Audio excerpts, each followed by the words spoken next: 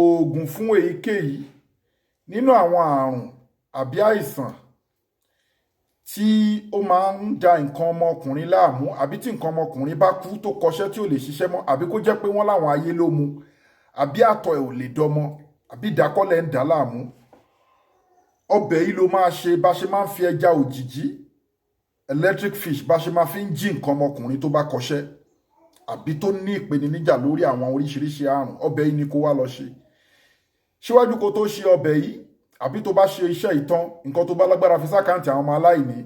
Account number ní fáwọn ọmọ aláìní 0123214254. Account number fáwọn aláìní 0123214254. Global Dahiratu Dhikrlahi Islamic Organization. Wema Bank of Nigeria. Gbogbo ẹ̀yin tẹ́ ń fi ájì àti umura tẹ́ mọ́ fi ń ṣètọrẹ àánú ẹgbẹgbà Global Dahiratu Dhikrlahi Islamic Organization.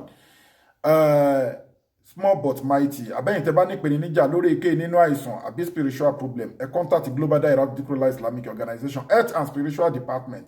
Ẹ WhatsApp wa lórí nọ́mbà yìí +2761295638 ẹ dẹ̀ gbìyànjú tọkọtìyàwó tó ń wojú Ọlọ́run ẹ gẹ́ẹ̀tì transformer 1100 power egbògi tó lágbára ni fún tọkọtìyàwó tó ń wojú Ọlọ́run àbọ́kùnrin tí nǹkan ọmọkùnrin ẹ kéré àbí tó lè perform dáadáa weak erection quick ejaculation àbí gbogbo àwọn àrùn tó ń da nǹkan ọmọkùnrin láàmú gẹ́ẹ̀tì transformer 1100 power egbògi láti India àti China l'arab country lápapọ̀ síbẹ̀ 25,000 naira là ń ṣe promo ẹ̀ ní Nàìjíríà lọ́wọ́lọ́wọ́ báyìí ó dẹ̀ gba aláàbò kọjá egbògi tó dáa ni.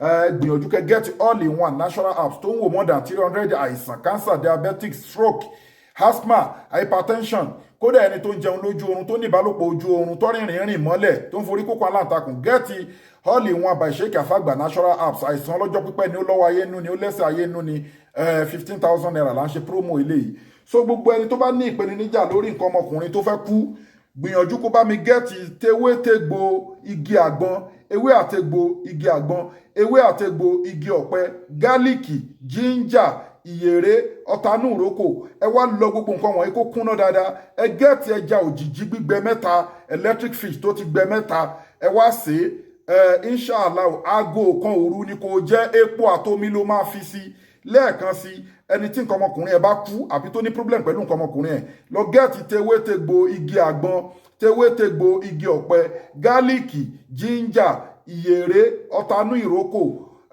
a ó lọ kúnná a ó fi sí ẹja òjìjí mẹ́ta jẹ ní aago kan òru epo àti iyọ̀ àtomi lẹ́ máa fi sí nǹkan tá lò tá bá ń bẹ̀ ni confam ẹ rí i pé nínú ìwé ni mo ti ń ka fún yín ó confam ẹ WhatsApp wa lórí +2761295638 àdúrà ló ń gba agbára.